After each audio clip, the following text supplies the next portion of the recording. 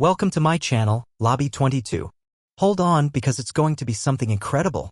Picture this. James Carter, a 45-year-old financial genius in Chicago, gets a gut-punch text from his wife Sarah. She's leaving him for a slick fitness guru, Ryan Holt, and swiped $175,000 from their account. But James isn't going down without a fight. A master at spotting lies, he's been quietly guarding his wealth for years. With his brother Ethan, a data whiz, he uncovers Sarah's forged signatures and Ryan's shady scams. As banks close in and secrets unravel, James flips the script, exposing their betrayal. Will Sarah and Ryan pay for their greed? Or will James's cunning plan backfire? This roller coaster of deception, fraud, and justice will hook you from the first second. Watch to see James outsmart his betrayers and reclaim his life in a jaw-dropping finale that proves trust is earned and freedom is priceless. The Chicago skyline glittered through the rain-streaked windows of James Carter's downtown apartment. It was 9:45 p.m. on a chilly Thursday, and the 45-year-old forensic accountant sat at his kitchen island, nursing a whiskey. His phone buzzed, the screen lighting up with a text from his wife, Sarah, who was supposedly at a wellness retreat in Miami. The message hit like a sledgehammer. "I'm done, James. I found someone better, Ryan Holt. Your stuff's in storage." Attached was a screenshot of a bank transfer. $175,000 drained from their joint savings to her personal account. James's grip tightened on the glass. 10 years of marriage erased in a single text. As a man who made his living spotting financial lies, he'd seen this coming. Sarah's late-night texts, her new obsession with fitness influencers, the way she'd brush off his work as number crunching. But seeing it in black and white still stung. He opened his banking app. For alerts flashed. Unauthorized attempts to access his private accounts, ones Sarah didn't know existed. She was bold, he'd give her that. He typed a reply, "Nice try." Then he called his brother, Ethan, a data analyst with a knack for digging up dirt. "Remember the contingency plan we set up 2 years ago?" James said, his voice steady. Ethan paused. "You sure about this, man?" "She just stole $175,000 and left me for some gym bro," James said. "It's time." He opened his laptop, logging into a secure financial system he'd built for his practice but tweaked for personal protection. His fingers flew across the keys, pulling up their joint accounts. The $175,000 transfer was blatant, but the login attempts on his private investments, trusts, crypto wallets showed Sarah was fishing for more. James smirked. She had no idea who she was dealing with. His mind drifted to how it started. 10 years ago, at a Chicago charity auction, Sarah's energy had pulled him in. At 30, she was a rising interior designer, all charm and ambition. James, 35 and recovering from a brief first marriage, was building his forensic accounting firm. She'd laughed off his job, saying, "Just keep the cash flowing, babe." He'd found it cute then. Now, it was a red flag he'd ignored. James had bankrolled her dreams, a high-end design studio in the Loop, a Lincoln Park condo, trips to Santorini. His brother, Ethan, had called it 2 years in. "She's spending your money like it's water," Ethan said over coffee. "You sure she's in this for you?" James had shrugged, but quietly began shielding his wealth, trusts, offshore accounts, crypto. Sarah only knew the joint accounts, nothing else. Now, those precautions were paying off. James activated his emergency protocol, freezing every joint account and flagging the $175,000 transfer as fraud. He used his banking contacts to rush the investigation, then emailed his lawyer, Claire, "File for divorce. Add fraud and financial misconduct. Evidence incoming." His phone buzzed again. Sarah, calling. He let it go to voicemail. Her voice was sharp. "James, what's going on? The bank's acting weird. Call me." He deleted it. Then a text from an unknown number, "Back off, dude. You're messing with Sarah's future." James's eyes narrowed. Ryan Holt, the fitness influencer, stepping in already. He forwarded the text to Ethan. "Trace this number," he said, "and dig into Ryan Holt. I want everything." On it, Ethan replied, "Any guesses?" "He's the someone better," James said. "Probably tied to her money grab." The next morning, James drove to the storage unit Sarah had mentioned. Using her texted code, he found 2 boxes of his clothes and a spare laptop. But his grandfather's watch, a family heirloom, and old photos were gone. His chest tightened. It wasn't about the money, it was the pieces of his past she'd tossed aside. At a nearby cafe, James opened his laptop and tapped into restricted financial databases. Ryan Holt's name lit up the screen. His gym, Holt Fitness LLC, was a disaster. $250,000 in loans, overdue rent, a leased Maserati he couldn't afford. Worse, Sarah had co-signed a loan for gym equipment 3 months ago using their marital assets without James's knowledge. A forged signature tied him to the debt. James leaned back, his coffee untouched. Sarah hadn't just left him, she gambled their life on a con man. He called Ethan. Find anything? Oh yeah, Ethan said. Ryan's gym is toast. And get this, Sarah's name is on his loans, but he's got a history. Shady deals in Miami stiffed an investor last year. She's not his first mark. James's jaw clenched. Sarah thought she'd outplayed him, but she was Ryan's pawn. He wasn't angry anymore, he was focused. Keep digging, he told Ethan. This ends on my terms. James Carter sat in a bustling Chicago cafe, the clatter of cups and low hum of conversation fading as he stared at his laptop. The screen glowed with financial records, but his mind rewound through a decade of marriage to Sarah, piecing together the clues he'd chosen to overlook. Her late-night texts, her sudden passion for fitness influencers, the way she'd dismiss his forensic accounting work as just numbers, it all pointed to a truth he'd ignored. Now, with $175,000 stolen and her betrayal exposed, those missed signs burned like open wounds. 10 years ago, Sarah had swept into his life at a Chicago charity auction. At 30, she was a vibrant interior designer, her confidence magnetic. James, 35 and fresh off a failed marriage, saw her as a new beginning. She'd brush off his attempts to explain his job, laughing, just make sure we're living large, babe. He'd been charmed, pouring his savings into her dream, a chic design studio in the Loop. When she wanted a condo in upscale Lincoln Park or trips to Santorini, he'd signed the checks, ignoring the growing unease. His brother, Ethan, a data analyst with a sharp eye for patterns, had seen through her early. 2 years into the marriage, over drinks at a dive bar, Ethan had leaned in. James, Sarah's burning through your cash like it's hers. Does she even care what you do to earn it? James had waved it off, but the warning stuck. That night, he started protecting his wealth, setting up trusts, funneling funds into crypto, opening offshore accounts for his international clients. Sarah only knew about their joint checking and savings. Nothing more. Over time, Sarah's world shifted. Her Instagram exploded with posts about yoga retreats and fitness influencers, her follower count soaring into the tens of thousands. She began taking wellness trips with her new crowd, weekends that stretched into weeks. You'd hate it, she'd say, brushing him off. It's just smoothies and mindfulness. Last Valentine's Day, she forgot his birthday. When he brought it up, she gifted him a $3,000 watch, saying, the studio's been crazy, babe. He accepted it, but that night, he and Ethan finalized a financial emergency plan. The signs were glaring. He just hadn't wanted to face them. Back in the cafe, James's phone buzzed. A text from Ethan. Got dirt on Ryan Holt. His gym's a dumpster fire, debts piling up, loans defaulting. Sarah's name is on a $250,000 equipment loan. Call me. James's pulse raced. He dialed Ethan, who answered instantly. What's the deal? James asked. Ryan's Holt Fitness LLC is drowning, Ethan said, voice clipped. Overdrawn credit lines, unpaid rent, and that loan? Sarah co-signed it 3 months ago using your marital assets as collateral. Without your okay. James gripped his phone. She tied our marriage to his failing gym? Yep, Ethan said. I'm digging deeper, but Ryan's a fraud. His Instagram's all glitz, private jets, flashy cars, but it's smoke and mirrors. He's leveraged to the max. James stared at the rain-slicked street outside. Sarah hadn't just left him for Ryan, she'd bet their shared wealth on his crumbling dream.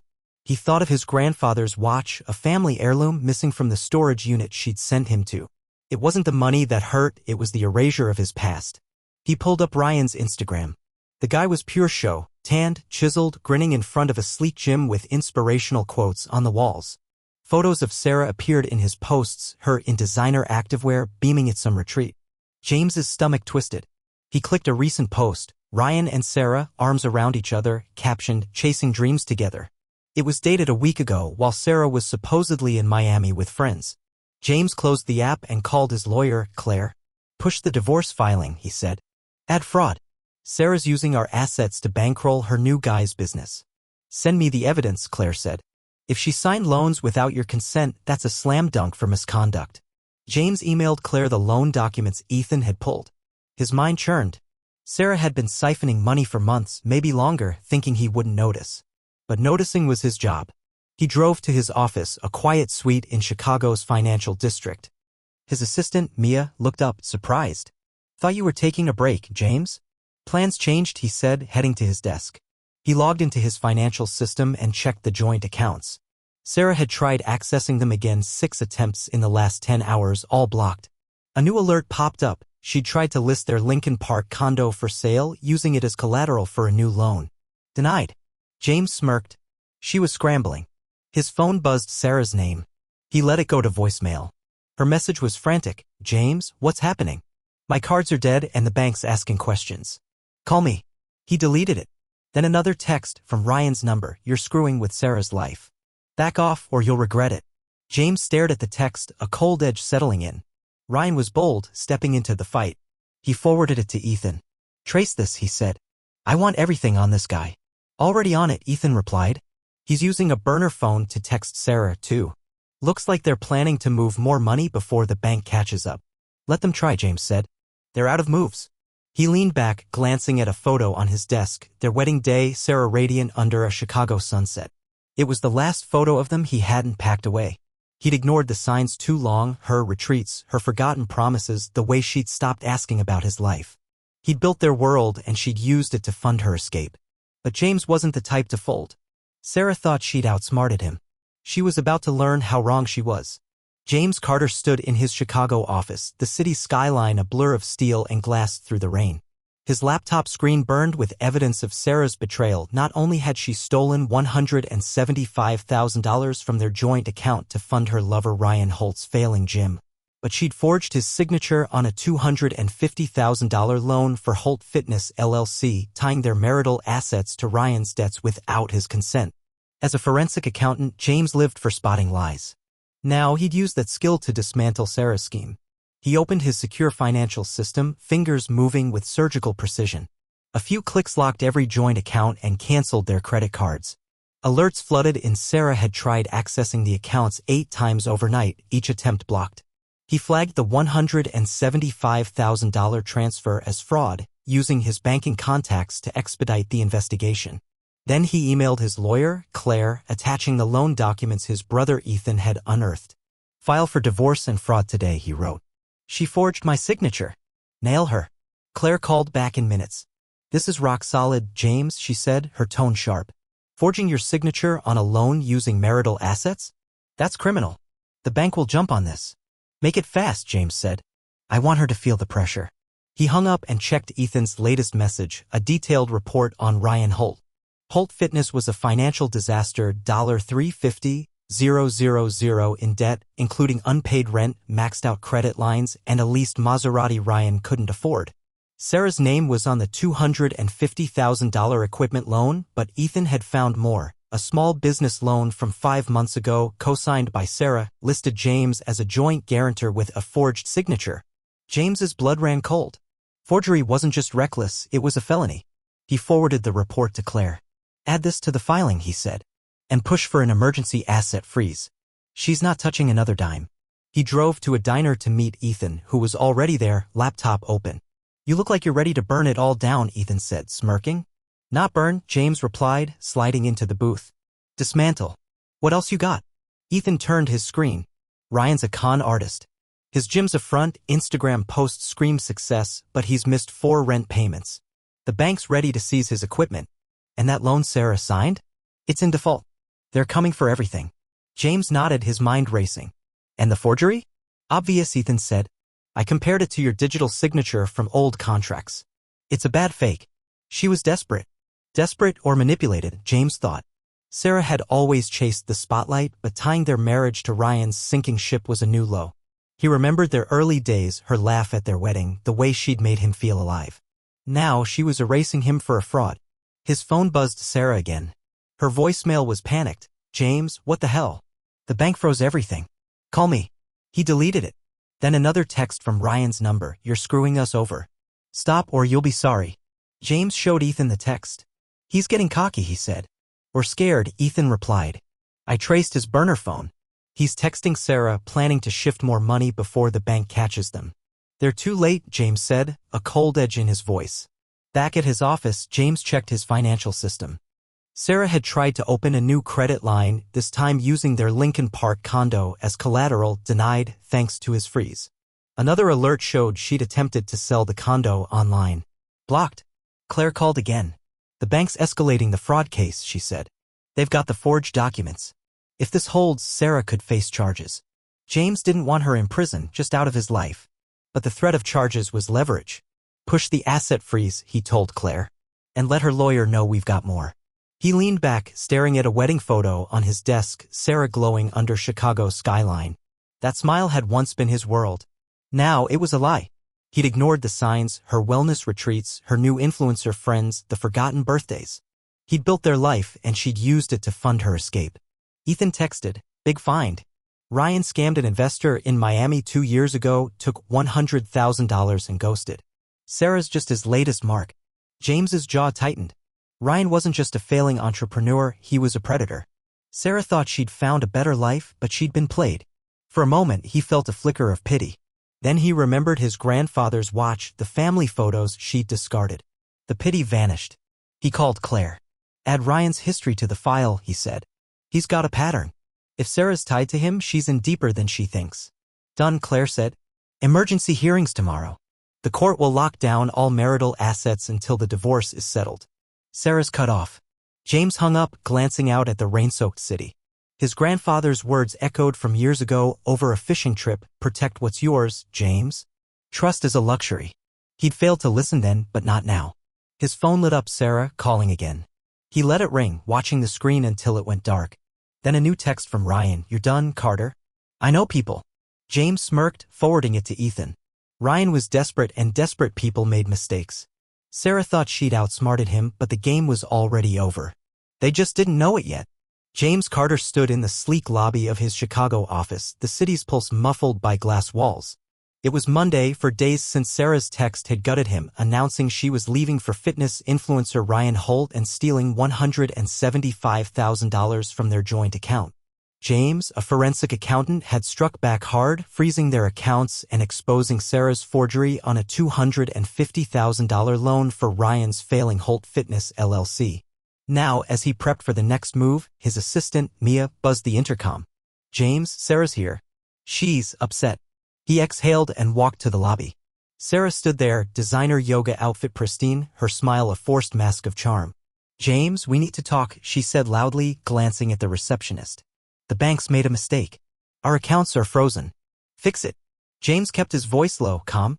"No mistake, Sarah. You transferred $175,000 without my consent. That's fraud. The bank's investigating." Her smile cracked, eyes narrowing. "It was our money," she snapped, stepping closer. "I'm still your wife." "Not for long," James said. "You forged my signature on Ryan's loans using our assets. That's not a marriage, it's a crime." Sarah's face drained of color. She leaned in, voice a hiss. "You're spying on me? You can't freeze my accounts." "They're not yours anymore," James said. "You'll hear from my lawyer." He turned, heading back to his office, her stunned silence echoing behind him. At his desk, James checked his phone. Ethan, his data analyst brother, had sent a bombshell. "Ryan's gym is done. Bank's seizing equipment tomorrow." And get this, texts from his burner phone show he's planning to ditch Sarah once he secures her cash. James's jaw tightened. Ryan wasn't just a con man, he was playing Sarah too. He forwarded the texts to his lawyer, Claire. "Add this to the file," he told her. "Ryan's using her." Claire replied instantly. "This is gold. I'll use it at the hearing tomorrow." Sarah's lawyer's already backpedaling. James drove to Holt Fitness, a glossy gym in Chicago's River North, its neon signs and motivational posters screaming fake success. Inside, clients milled about, snapping selfies. Ryan spotted him, striding over with a slick grin. "James, right?" he said, offering a handshake. "Sarah mentioned you." James ignored the hand. "We need to talk. Now." Ryan's grin faltered, but he led James to a glass-walled office. "What's this about?" he asked, closing the door. James tossed a folder on the desk. "These are the loans you and Sarah signed using my assets without my consent. The bank's voiding them. Your gym's done, foreclosure's tomorrow." Ryan flipped through the papers, his tan paling. "This is business, man." "Sarah agreed to help me out. With my money," James said. "And here's the kicker, I know you're planning to dump her once you've got the cash. I've got your texts." Ryan froze, eyes darting. "You're bluffing." "Try me," James said. "Oh, and one more thing, Sarah threw out my grandfather's watch and family photos. Things that matter more than your failing gym. Get them back to me." Ryan swallowed, nodding. "I'll see what I can do." James left, the gym's fake energy fading behind him. That evening, a courier delivered a box to his hotel, no note, just the watch, photos, and a letter from his grandfather. James held the watch, its weight grounding him. Ryan had complied, but this wasn't about favors. It was about control. He called Claire. Any update on the asset freeze? Locked in this morning, she said. All marital assets are frozen until the divorce. Sarah tried accessing the accounts 12 times today, panicking. The bank's fraud team is digging into the forged signatures. They're talking charges. James nodded. He didn't want Sarah in jail, just out of his life. The threat of charges was enough. What about Ryan? He asked. His gym's toast, Claire said. The bank's repossessing everything. He's got no collateral without your assets. James hung up, checking his financial system. Sarah had tried another loan, this time using their car as collateral, denied. She'd even contacted a realtor to sell their Lincoln Park condo. Blocked. The banks were closing in on Ryan, too, with foreclosure notices stacking up. His phone lit up, Sarah calling. He answered, curious. James, you're ruining everything, she shouted. The bank's taking Ryan's gym. Stop this. You did this, James said, voice steady. You forged my signature, used our marriage to fund his scams. Actions have consequences. This is revenge, she spat. You're trying to destroy us. I'm protecting myself, James said. You chose Ryan. Live with it. He ended the call, then blocked her number. Later, Ethan texted, found more. Ryan's been texting a lawyer, trying to pin the loans on Sarah. He's throwing her under the bus. James leaned back, a grim smile forming. Sarah thought Ryan was her ticket to a new life, but he was already cutting her loose. He remembered their wedding, her smile under the Chicago stars, the promises they'd made. It felt like a lifetime ago. He'd ignored her drift, her retreats, her influencer obsession, the way she'd stopped caring. Now she'd learn what it cost to underestimate him. His phone pinged Ryan again. You win, Carter. Just stop. James didn't reply. The trap wasn't his, it was theirs. And it was closing fast. James Carter sat in a Chicago conference room, the hum of the city muted by thick glass. 5 weeks had passed since Sarah's text had shattered their 10-year marriage, revealing her betrayal with fitness influencer Ryan Holt and the theft of $175,000. James, a forensic accountant, had fought back, freezing their accounts, exposing Sarah's forged signatures on a $250,000 loan for Ryan's failing Holt Fitness LLC and uncovering Ryan's plan to ditch her after securing her money. Now, at the divorce mediation, he faced Sarah and her lawyer, ready to end this saga. Sarah sat across the table, her designer yoga outfit crisp but her eyes tired, the strain of the past weeks evident. Her lawyer, a fidgety man in a gray suit, spoke first. My client seeks a fair division of assets, despite the aggressive measures taken. James's lawyer, Claire, slid a folder forward, her voice sharp. Fairness is an interesting choice of words. We have proof Sarah forged James's signature on loans totaling $250,000 using marital assets without his consent. The bank's fraud investigation has referred this to the district attorney. Sarah's lawyer skimmed the documents, his face tightening. We'll need to review this thoroughly. Of course, Claire said, unfazed. But the bank's moving forward with potential criminal charges. James is offering a deal, sign the settlement today, and he'll provide a statement to mitigate prosecution for the theft and forgery. Sarah's gaze shot to James, her voice shaking. Charges? You're going this far. You went further, James said evenly. You stole $175,000 and tied our marriage to Ryan's scams. The bank's doing their job, not me. Sarah's lawyer whispered to her, but she shook her head, eyes glistening. I thought we could work this out, James. Claire leaned forward. The settlement is generous. Sarah keeps her design studio, her car, and personal belongings. No alimony, and she assumes the debts she signed for with Mr. Holt. Refuse, and the fraud case proceeds. James watched Sarah, her world unraveling. She'd expected him to cave, to let her charm her way out like always. But he wasn't the man who'd ignored her drift, her retreats, her forgotten birthdays, her dismissal of his life. He'd given her everything, and she'd gambled it on a conman. Sarah signed the papers, her hand trembling. As they left, she grabbed James's arm. I didn't mean for it to end like this, she whispered. I thought Ryan was different. You chose him, James said, pulling away. Live with it. 2 months later, James stood on the deck of his new Denver fixer-upper, a modest cabin-style home nestled in a quiet neighborhood. The Rockies loomed in the distance, their peaks sharp against the sky. He traded Chicago's chaos for this, a place to rebuild, to sand floors and paint walls. His brother, Ethan, had helped him move, joking about James's newfound DIY obsession. Any word from Sarah? Ethan asked, cracking open a beer as they sat on the deck. She's in Santa Fe now, James said, sipping his own. Posting about healing on Instagram. Ryan's in LA trying to relaunch his brand after the bank seized his gym. Ethan laughed.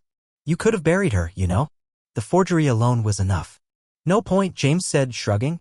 She's got her debts, her regrets. I've got my life. They clinked bottles, the sunset painting the mountains gold. Later, alone, James opened a box from the move. Inside was a letter from his grandfather tucked among the photos Sarah had discarded. Protect what matters, James, it read. Trust is earned, not given. He'd found it in the storage unit, a reminder of the man who'd taught him to fish in the Rockies, to value what couldn't be bought. Holding the letter, James felt grounded, whole. He called his office. I'm taking 3 weeks off, he told Mia. Heading to the Rockies. Hiking, maybe some fishing. About time, Mia said, laughing. Don't get lost out there. James packed his truck with gear, no plans, just the open road. The bank had recovered most of the $175,000 and Sarah's studio was her burden now, tied to Ryan's debts.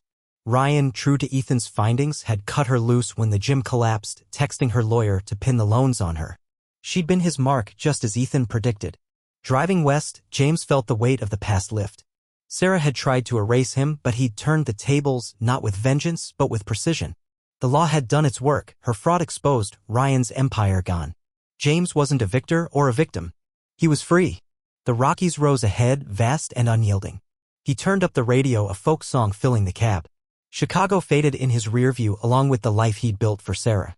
The road stretched on, and for the first time in years, James knew exactly where he was going, forward, on his own terms.